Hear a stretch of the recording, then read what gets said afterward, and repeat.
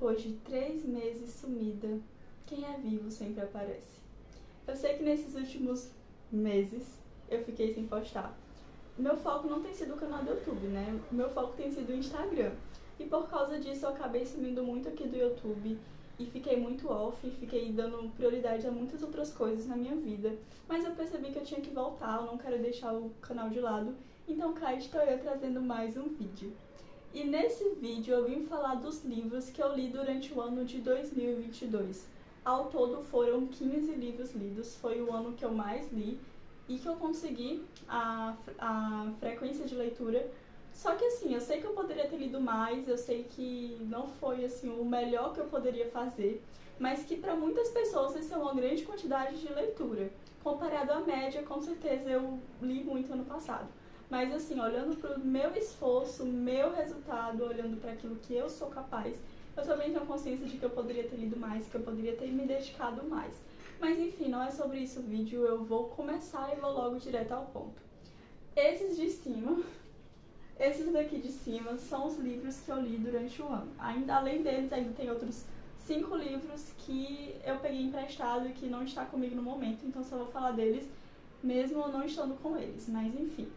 Começando pelos livros que eu li, eu não vou falar na ordem que eu li, eu vou falar de maneira aleatória mesmo. Temos nada mais, nada menos do que Jane Austen. Jane Austen. Esses são os livros da Jane Austen. Como eu ganhei de presente o box da Jane Austen, esses são os livros que vieram no box. 5 livros que vieram no box. E por incrível que pareça, eu li todos no mesmo ano. Eu não esperava que isso fosse acontecer, mas eu fui gostando e quando eu vi já tinha lido tudo. E assim, o primeiro livro da Jane Austen que eu li foi o mais famoso, mais comentado, o livro mais destacado da Jane Austen, que é Orgulho e Preconceito. A Jane Austen é uma ótima escritora, ela tem obras incríveis, uma escrita, assim, é uma escrita fácil, mas ao mesmo tempo é uma escrita muito rica, né? Até porque é um clássico da literatura. Se os livros dela são considerados clássicos, não é à toa. Então a escrita dela é muito boa. E o primeiro livro que eu li foi Orgulho e Preconceito, que, assim, dispensa todos os comentários, né? Porque se você não conhece Orgulho e Preconceito, você está vivendo errado. Orgulho e Preconceito é um romance que se trata da Elizabeth e do Darcy, né? Senhor Darcy, Mr. Darcy, enfim. É um romance que ocorre... Qual é o século, Jesus? Jesus amado. Jane Austen, ela viveu pro final do século XVIII, do começo do século XIX. Então, assim, esse romance é de época, né? Um romance de época, assim como todos os outros livros dela. A história, basicamente, é de Elizabeth, que vive numa família de 5 irmãs, ou é 4, 5 irmãs, enfim.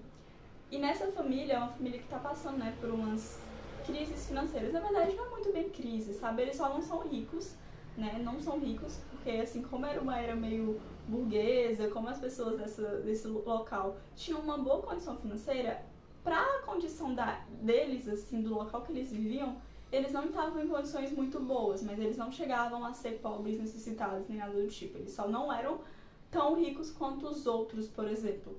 Mas eles estavam com certas dificuldades. E nisso, né, vem umas pessoas visitar a cidade, né, que é o Sr. Bingley, né, que ele acaba se apaixonando pela irmã da personagem principal, né, no caso são basicamente as duas, né, personagens principais, né, que é Elizabeth, que é, assim, a principal mesmo, e a irmã dela, que é quase como personagem principal também, que é a Jane. Acontece toda uma trama com o romance da Jane e do Bingley, e também da Elizabeth e do Darcy, porém a Elizabeth e o Darcy, eles são mais difíceis. É que nem o título do livro, né, que é Orgulho e Preconceito, né, um é orgulho e outro é preconceito, isso vai alternando durante o livro. Então são personagens orgulhosos e preconceituosos. Eles têm uma certa visão errada, por exemplo, a Elizabeth, no começo do livro, ela tem uma visão bem errada do Darcy, depois ela vai conhecendo a fundo da sua alma, e por isso que se fala preconceito, né, e o Darcy é muito orgulhoso, então... Enfim, o título do livro basicamente fala sobre a personalidade deles, desse romance. Outro livro que eu li da Jane Austen foi Razão e Sensibilidade, que acabou virando o meu terceiro livro favorito da Jane. É um livro muito bom, Razão e Sensibilidade. Se trata basicamente de duas irmãs, da vida amorosa das duas irmãs. Uma é a razão, que é a Eleanor, e a outra, Mary, é a sensibilidade. Então dá pra ver muito bem o que vai ser trabalhado nesse livro. Vai ser trabalhado uma que é mais emocionada, digamos, que se apaixona mais rápido, que é muito empolgada, e a outra que é mais razão, que é mais assim, não sei, vamos pensar. Enfim, alguém que tem um pouco mais de maturidade, né? A Eleanor, ela sabe ter maturidade, ela sabe o que ela tá fazendo. Ela é uma pessoa que age bem melhor do que a irmã dela, por exemplo. E é um exemplo, assim, de uma boa personalidade que a gente precisa seguir. Não que ela não cometa erros no livro, mas, enfim, são erros que não tiram, né, o caráter e a maturidade que ela tem. Outro livro que eu li da Jane Austen foi Persuasão, gente. Outra coisa que eu queria falar. De todos esses livros aqui que eu li da Jane Austen, tem resenha do canal, menos o livro Emma, tá? Porque por algum motivo eu simplesmente não gravei o livro da resenha do livro da Emma, né? Não gravei, mas os outros tem. Enfim, Persuasão, gente. O meu queridinho, o meu favorito da Jane Austen. Muitas pessoas não gostam, muitas pessoas amam. É bem divididas as opiniões desse livro, mas é um livro muito melancólico, por isso que eu amo. É um romance, assim, que ela se apaixona na juventude, eles são apaixonados um pelo outro, porém acaba que eles não conseguem ficar juntos. E depois de muito tempo só, depois de uns 10 anos mais ou menos, que eles se reencontram. Então, é uma história muito linda, tá? Eu recomendo muito que vocês vejam. Persuasão diz muito sobre o começo da história deles, né? Porque eles não conseguiram ficar juntos porque a Anne, a personagem principal, ela foi persuadida a romper o namoro, o noivado que eles tinham naquela época. Não era namoro porque naquela época não existia namoro, era noivado e pronto, acabou. Ela foi persuadida a romper por causa de uns problemas e afins, e por isso que se chama Persuasão. Outro livro da Jane Austen, A Abadia de Northanger. Esse livro aqui trata da história de Catherine. É uma jovem de, se eu não me engano, 15, 16 anos.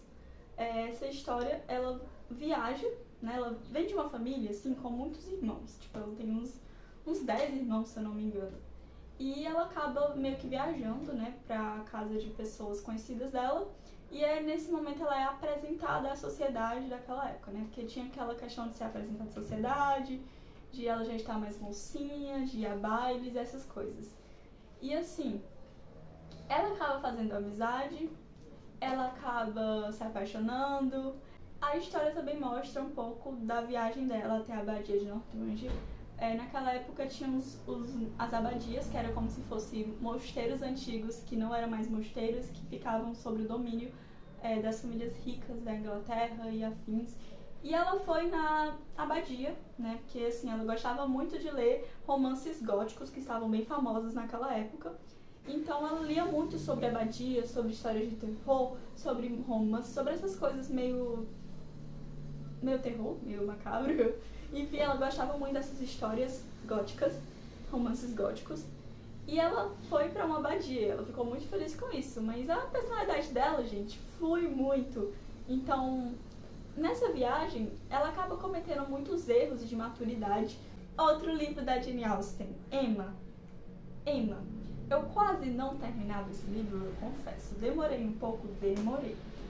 Mas esse livro aqui, gente, que eu li já no final do ano, acho que foi o último livro que eu li durante o ano, foi o último livro que eu li. Esse livro aqui, gente, é um livro sobre Emma. Emma é tudo, é rica, é popular, é bonita, tem todas as características que toda jovem queria ter. A resenha do livro é assim, né, que ela era de tudo, assim, de bom. Enfim, é muito engraçado ver o povo falando sobre a Emma, mas ela era isso mesmo, ela era rica, bonita. Emma, gente, é uma menina que coloca na sua cabeça que ela não quer se casar, né? Ela não quer se casar, ela quer viver com o pai, como ela já tem condições, ela não precisa disso e tal. E ela é muito inteligente. Porém, não querendo dar spoiler, as coisas no livro começam a mudar. Não vou ficar falando mais o que acontece, porque se eu falar vai ser spoiler, porque a própria resenha do livro não fala sobre o que vai acontecer durante a história. Então, deixa no ar, mas é um livro muito bom, né? Dentro desse livro é desenvolvida algumas histórias de romance, de rompimento, de personalidades falsas, personalidades chatas. Uma coisa que eu não falei, todo livro da Jane Austen tem personagem falso, tem personagem que a gente acha que é um amor e descobre que não era, tem personagem fofoqueiro. Gente, no livro da Jane Austen tem muita fofoca. Eu não entendo por que esse povo gosta de assistir novela e não gosta de ler Jane Austen. Gente, só o que tem nos livros da Jane Austen são essas velhas fofoqueiras, sabe? É muito engraçado. Jane Austen, ela desenvolve muito essas questões sociais, das personalidades. Esses livros falam muito sobre a personalidade humana, né? Então são muito interessantes também para estudar a questão dos temperamentos e ficar analisando essas coisas ao decorrer do livro. Saindo um pouco de Jane Austen, porque eu já falei muito dela, vamos para a ordem mais ou menos que está aqui. Outro livro que eu li... Ah, gente, uma coisa. Tem 4 livros da resenha do ano que eu comecei a ler ano retrasado. Tipo assim, o livro eu terminei ano passado e comecei ano retrasado. Então, assim, os 4 livros que eu li em janeiro foram livros que eu já tinha meio que começado, já tinha meio que lido em dezembro do ano retrasado. E esse foi um deles. Os Judeus do Papa. Gente, é um livro muito bom. Esse livro é bom se você quer estudar sobre a história do nazismo, um pouco de fascismo, né, enfim. Se você quer também estudar sobre a igreja, se você é católico, se você quer estudar um pouco sobre o Papa dessa época, que não era um Papa que apoiava os nazistas, que não era um Papa que não ajudou os judeus, pelo contrário. Esse livro fala muito sobre isso. Esse livro vai falar mais ou menos como que os judeus eles foram ajudados pela igreja, a história de algumas pessoas que foram escondidas em conventos, pessoas que foram escondidas em lugares dentro do Vaticano. Então, assim, muitas pessoas ainda levam essa crença de que o Papa da época era um Papa que apoiou o Holocausto, mas isso não é verdade.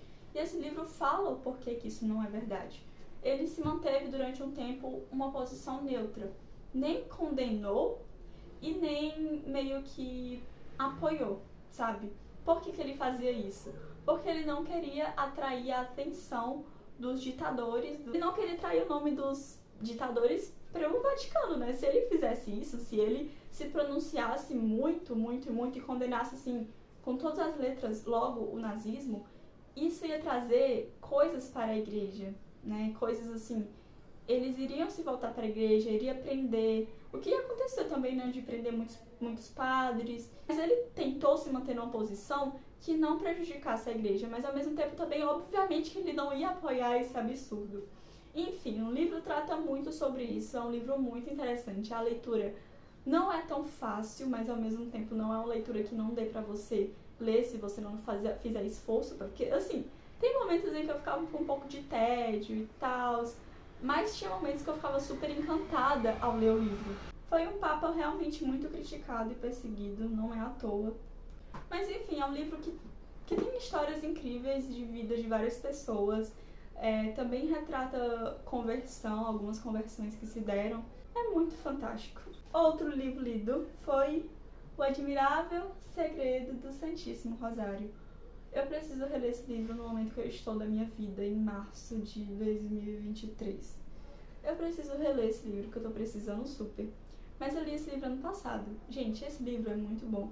Ele fala sobre o terço, fala das importâncias de rezar o terço, fala sobre várias coisas sobre o rosário, como rezar, como que surgiu, a importância espiritual. Enfim, é um livro fantástico. Fala sobre as orações, os mistérios, fala sobre indulgências de quem reza o Santíssimo Rosário, o Santíssimo Terço. Eu não tenho como definir esse livro, basicamente ele fala sobre isso, sobre o terço. Só que é um livro assim que vai tocar muito o coração de quem lê, né? Se você é uma pessoa católica, se você quer entender mais sobre o terço, eu recomendo demais esse livro. Agora vamos para o livro mais polêmico que eu li no ano. Feminismo, Perversão e Subversão. É um livro antifeminista. É um livro escrito pela deputada Ana Campanholo. Esse livro aqui, gente, ele vai falar sobre os movimentos, né, sobre o movimento feminista, sobre os movimentos, assim, na primeira onda, segunda onda, e como que o feminismo tá nos dias atuais. Gente, esse livro é muito bom. Fala sobre o protofeminismo, que é o que aconteceu antes do feminismo, sobre as primeiras pessoas que começaram a ter um pensamento mais feminista, revolucionário. Pra vocês terem ideia do tanto que esse livro tá marcado, no final nem tanto, mas eu sou o tipo de pessoa que sempre marca muito os livros que eu leio. Esse livro aqui, gente, ele tá muito marcado. E no final do livro também a autora dá várias obras pra você ler depois desse livro. É tipo assim, ela dá o índice de livros que você pode estudar sobre o assunto. Tanto livro feminista, tanto livro antifeminista. Como que é mais ou menos a abordagem desse livro? Esse livro é um resumo muito grande, muito bom de todo o movimento. Ela quebra muitas mentiras e argumentos que a mulher é desvalorizada no trabalho, que a mulher não sei o quê, que a sociedade é uma sociedade machista, que a mulher é melhor do que o homem. Ela vai quebrando muitas frases e muitas coisas que o movimento prega. E ela vai, falando sobre, explicando por que tal coisa não é certo, por que tal coisa é certo. É realmente para as pessoas que estão começando a estudar sobre feminismo. Então, não é um livro aprofundado, porque se você quer realmente se aprofundar no feminismo, você vai ter que ler as obras feministas e você vai ter que ler muito mais livro do que somente esse. Então, isso aqui, gente, é só o começo para quem quer estudar sobre feminismo. E assim, eu sou uma pessoa que sabe, assim, o básico só sobre feminismo. Só o básico. O que eu sei tá nesse livro aqui e no outro livro da Ana Campanholo. Mas assim, se eu realmente quiser me aprofundar sobre o assunto, eu tenho noção de que isso daqui, gente, é só o começo. Preciso ler muitos mais livros, muitos e muitos. Enfim, é um livro bom, mas tem que ter essa noção de que não é só ele que vai sanar todos os problemas, dúvidas, e que por causa dele não significa que você vai quebrar todos os argumentos de um debate. Ele te dá um bom direcionamento. E olha, um direcionamento maior do que a maioria. A maioria das pessoas não sabem nem o que está nesse livro. Então, assim, é um ótimo começo. Mas se você quer, de fato, estudar, de fato, aprofundar mesmo, não é só ele que vai resolver. Outro livro lido durante o ano foi esse daqui, ó, A Infância Espiritual de Santa Teresinha. Esse livro, gente, é um amorzinho. Esse livro aqui, gente, é muito bom. Ele tem umas 100 páginas, Ele chega nem a 120. Uns 118 páginas. Ele é muito pequenininho. Eu também marquei bastante ele, ó, pra vocês verem.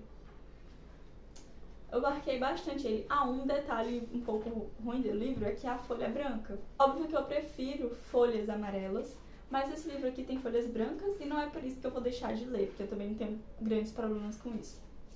É um livro, gente, que fala sobre infância espiritual.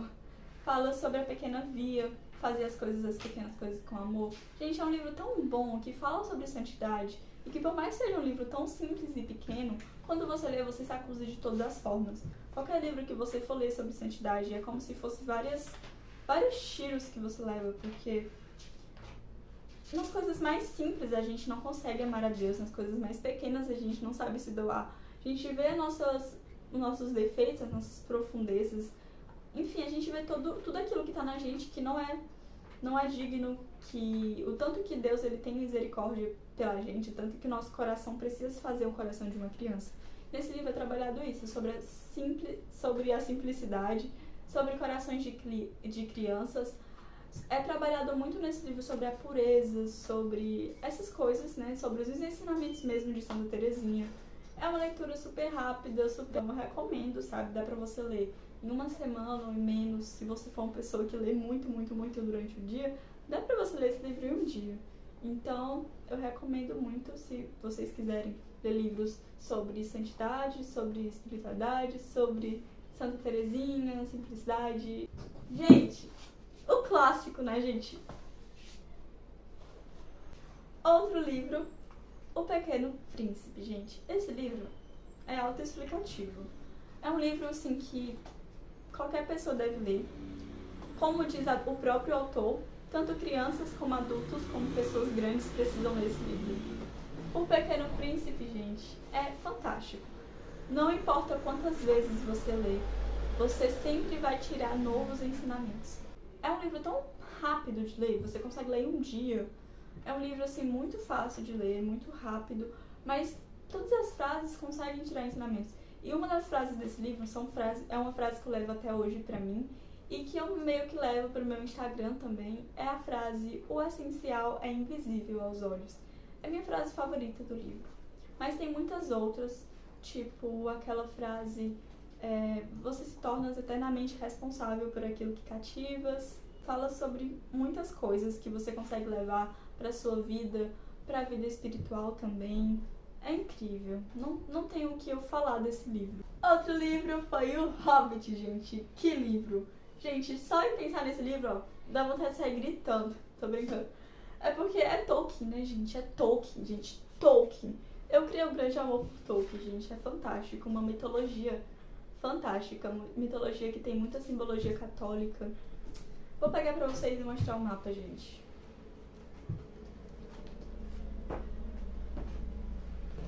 Vamos falar sobre o Hobbit. Tolkien é o autor de Senhor dos Anéis. Senhor dos Anéis, aqueles filmes lá do Senhor dos Anéis, enfim. É inspirado nas obras de Tolkien, né, dos livros do Senhor dos Anéis. Mas assim, Tolkien não se resume em Senhor dos Anéis. Ele tem muitos outros livros, assim.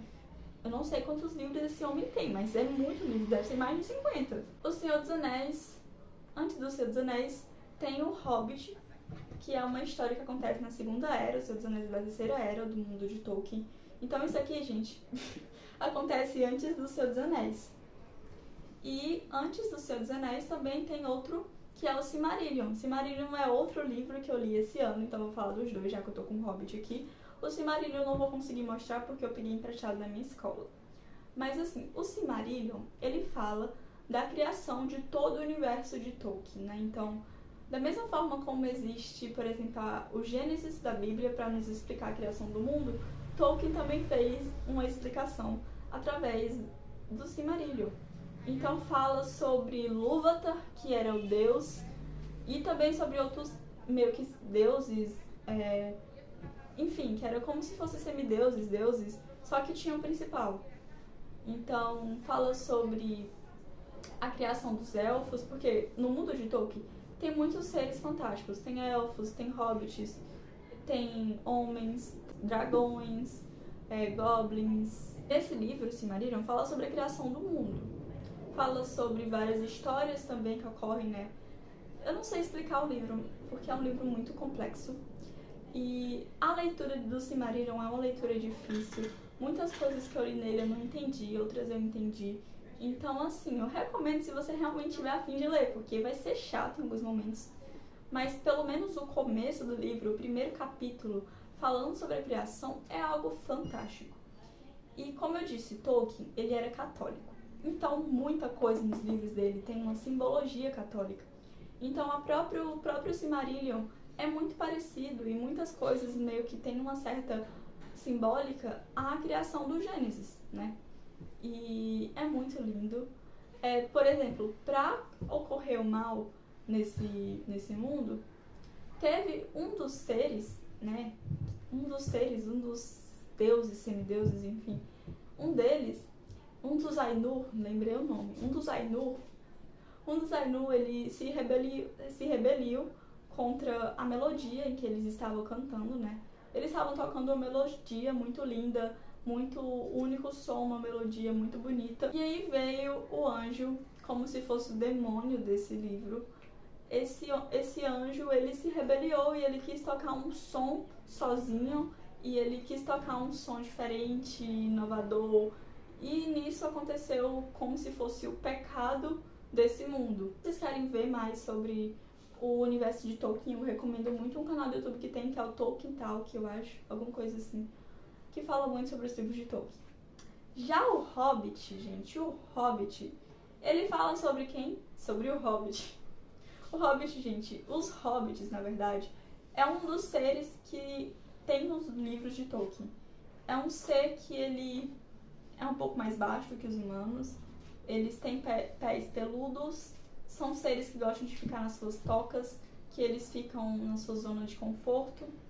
E nesse livro, um mago, ele faz um convite a esse hobbit, que é o Bilbo Bolseiro, convida ele a ir para uma aventura. E ele vai para essa aventura e vai passar por muitas coisas. Ele vai com essa aventura com anões, né? Então vai um hobbit e vários anões. E eles vão. E assim, gente, é muito bom vê nesse livro também o desenvolvimento do Hobbit, porque ele era um ser que ficava muito preso em si mesmo. Então ele ficava muito preso em si mesmo. E durante o livro ele foi amadurecendo. E no final do livro ele falou que a maior recompensa que ele poderia ter não era aquele ouro que ele tinha recebido, sabe? E assim, é muito fantástico. Outro livro que eu li durante o ano, agora eu vou falar dos livros em que eu não estou com eles fisicamente. Um deles foi o livro de Augusto Cury, que foi o homem mais inteligente da história. Esse livro é um debate em uma mesa redonda com teólogos e com um cara que ele é ateu, né? Então é um debate com dois ateus e com dois espécies de teólogos. E assim, esse livro é muito interessante porque eles vão avaliando de uma forma mais racional mesmo, né? Sem entrar nessa questão da fé. Eles vão analisando as atitudes de Jesus. Eles se baseiam, leem o livro de Lucas e vão analisando a personalidade, né? O jeito, as atitudes de Jesus. E é um livro muito interessante porque é uma história, tá? Não é um livro literal, que foi criado por Augusto Cury, não é algo que aconteceu, tá? Só pra deixar claro isso. Sim, o personagem principal, né? No começo do livro vai tratando muito essa questão meio pessoal dele, a relação com a família e de coisas também relacionadas à psicologia, porque o cara, ele é um psicólogo autor, então muitas coisas de psicologia e também vai falando também um pouco porque o Marco Polo, o personagem principal, que eu esqueci o nome, Marcos alguma coisa, Marco, enfim, o personagem principal, ele começa no livro meio que não querendo falar sobre Jesus, e no final do livro ele começa a admirar as atitudes de Jesus, e teve uma grande mudança que aconteceu interiormente nele. É um livro muito bom, pra tanto nessa questão de pessoas que têm fé e querem ler, e tanto pessoas que não têm fé também. Não fala sobre só coisas relacionadas à religião. Não é um livro espiritual, tá? É um livro que fala realmente, que tem debates. Outro livro que eu li esse ano foi A Revolução dos Bichos. Eu falei sobre esse livro também no meu canal. A resenha tá muito boa, recomendo que vocês vejam. A Revolução dos Bichos é um livro, é uma história ficciosa, obviamente, que os bichos eles fazem uma revolução e expulsam os donos dessa fazenda e começam um regime. Quem escreveu esse livro é um autor que ele é socialista, porém é um livro que foi usado muito contra de arma anticomunista, tá? Então, por mais que o autor seja socialista e ele escreveu um livro falando sobre o comunismo, escreveu um livro criticando meio que Stalin e Trotsky, ele escreveu um livro que, assim, usou como arma para o seu próprio movimento. Ele meio que cavou a cova dele, mesmo que não foi essa a intenção, né? Mas, enfim, na verdade, o autor, ele estava criticando, não era nem a ideia que ele tinha, mas a forma como ela foi implantada. Mas, mesmo assim, tem muito ensinamento para você que não é comunista. E para você que é comunista também, é um ótimo livro, tá? Então leia. Por último e não menos importante, A Mão e a Luva, que é um livro de José de Alencar. Gente, José de Alencar, minha filha. Machado de Assis. Tem aqui no meu canal resenha 5 minutos. Mas esse outro livro, eu não sei o que falar dele. É basicamente um romance, tá? Então, se eu falar, vou começar a dar spoiler. Mas assim, é um cara que ele é apaixonado por uma mulher. Só que ele passa o livro todo tentando se aproximar dela e tudo, sem saber se ela corresponde ou não. E assim, é um cara assim, super dado mesmo, ele é muito emocionado, enfim, ele é totalmente doido por ela. E tem também, durante o livro também vai aparecendo outros pretendentes pra ela. E a gente fica sem saber se no final do livro eles vão ou não ficar juntos. E eu não vou falar se eles vão ou não ficar juntos, você vai saber se você for ler. Mas é um romance que vai sendo desenvolvido. E assim, o mais interessante é porque não é um livro que você consegue adivinhar o que vai acontecer depois. Porque muitos livros clichês hoje em dia, você já sabe o que vai acontecer depois, já sabe que os personagens vão ficar juntos. Mas nesse livro especificamente você não sabe, você fica sempre na dúvida se vai acontecer ou não, e o que será que está por vir. E é uma leitura muito bem trabalhada, é um clássico da literatura brasileira. Eu gosto muito também desses livros da literatura brasileira, tipo Machado de Assis, apesar de ter lido pouco, quero ler com mais frequência livros assim. Mas também eu tenho um grande amor pelos livros também internacionais. Acredito que no momento estou gostando mais de ler esses livros. Entre todos esses livros que eu falei durante o vídeo, comenta aqui embaixo qual foi o seu livro favorito, se você já leu algum deles, se você quer ler algum deles, o que você achou e o que você tá achando desse momento, né? Eu tô tentando voltar, vou fazer o possível pra não ficar sumida mais aqui no canal. Não vou prometer trazer vídeo toda semana, porque não sei como vai ser minha frequência, mas eu não quero ficar sumida tanto tempo assim como eu fiquei. Espero que você tenha gostado desse vídeo, compartilhe esse vídeo, me siga no Instagram, se inscreva se você não é inscrito pra gente bater 500 inscritos e até o próximo vídeo.